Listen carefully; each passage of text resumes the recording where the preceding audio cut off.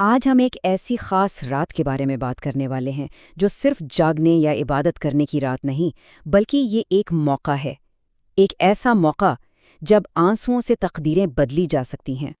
چلیں اس گہری بات سے شروع کرتے ہیں جو اصل میں ہمارے آج کے موضوع کی بنیاد ہے۔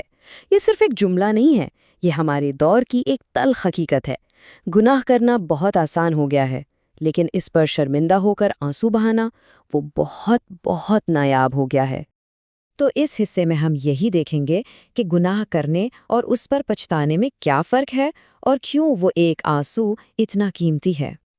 دیکھیں، اصل میں سب سے بڑا گناہ خود وہ غلطی نہیں ہوتی، بلکہ سب سے بڑی بات یہ ہوتی ہے کہ گناہ کے بعد دل پر کوئی اثر ہی نہ ہو، دل کانپے ہی نہیں، کیونکہ جو دل گناہ کے بعد رو دیتا ہے نا، سمجھ لیں کہ اس دل میں ایمان ابھی زندہ ہے۔ اور ذرا سوچیں، کتنی خوبصورت بات ہے یہ۔ توبہ کا سفر کسی لمبے چوڑے عمل سے نہیں، بلکہ صرف ایک احساس سے شروع ہوتا ہے۔ دل میں شرمندگی کا آ جانا، بس یہی توبہ کا پہلا قدم ہے۔ اب یہاں سے ہم آگے بڑھتے ہیں اور دیکھتے ہیں کہ یہ ندامت کا احساس ہم ایک ایسی خاص رات کی طرف لے جاتا ہے جو تقدیر بدلنے کی طاقت رکھتی ہے۔ جی ہاں، ہم بات کر رہے ہیں شب برات کی۔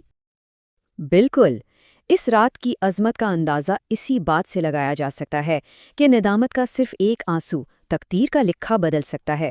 یہ وہ رات ہے جب اللہ خود اپنے بندوں سے پوچھتا ہے کوئی معافی مانگنے والا کہ میں اسے معاف کر دوں؟ اور ذرا دیکھیے کہ اس رات کتنے بڑے بڑے فیصلے ہوتے ہیں، اگلے پورے سال کا رزق، زندگی اور موت کے فیصلے، اور سب سے اہم، گناہوں کی معافی۔ یہ اس رات کی اہمیت کو سمجھنے کے لیے کافی ہے۔ لیکن یہ بات ہمیں خود سے ایک سوال پوچھنے پر مجبور کرتی ہے کہ اس رات کو پانے کی، اس کی رحمتیں سمیٹنے کی اصل قیمت کیا ہے؟ ہم سب کو اپنے آپ سے یہ سوال پوچھنے کی ضرورت ہے کہ ہمارا جاگنا صرف ایک رسم تو نہیں، یا واقعی ہمارے دل بھی اللہ کے سامنے رو رہے ہیں؟ کیونکہ اصل چیز جسم کا جاگنا نہیں، بلکہ روح کا بیدار ہونا ہے۔ اللہ کو گھنٹوں کی عبادت سے زیادہ وہ ایک آنسو پسند ہے جو رات کی تنہائی میں صرف اس کے سامنے گرتا ہے۔ وہ آنسو جو یہ کہتا ہے کہ یا اللہ، مجھ سے غلطی ہو گئی۔ اگر آنکھوں سے آنسو آ گئے، دل ٹوٹ گیا اور زبان سے صرف یا اللہ نکلا نا، تو یقین رکھیں رحمت کا دروازہ کھل چکا ہوتا ہے۔ اگرچہ اس رات رحمت کے دروازے سب کے لیے کھلے ہوتے ہیں، لیکن کچھ ایسی چیزیں ہیں جو اس رحمت کی راہ میں رکاوٹ بن سکتی ہیں، کچھ ایسی باتیں جو ہم خود اپنے اور اپنے رب کے درمیان کھڑی کر لیتے ہیں۔ یہ بات بہت اہم ہے۔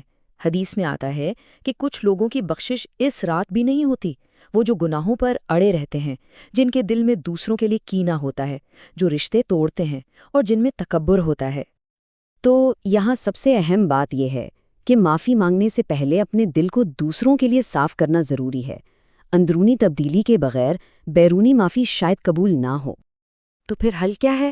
آئیے اب اس عملی حل کی طرف بڑھتے ہیں، سچی توبہ کے وہ 3 آسان قدم جو اس رات ہماری زندگی بدل سکتے ہیں۔ سچی توبہ کے یہ 3 سادہ سے قدم ہیں۔ پہلا، اس گناہ کو فوراً چھوڑ دینا۔ دوسرا، دل کی گہرائی سے اس پہ شرمندہ ہونا۔ اور تیسرا، پکا ارادہ کرنا کہ آئندہ یہ غلطی نہیں دہرائیں گے۔ یہ عمل احساس اور ارادے کا ایک مکمل سفر ہے۔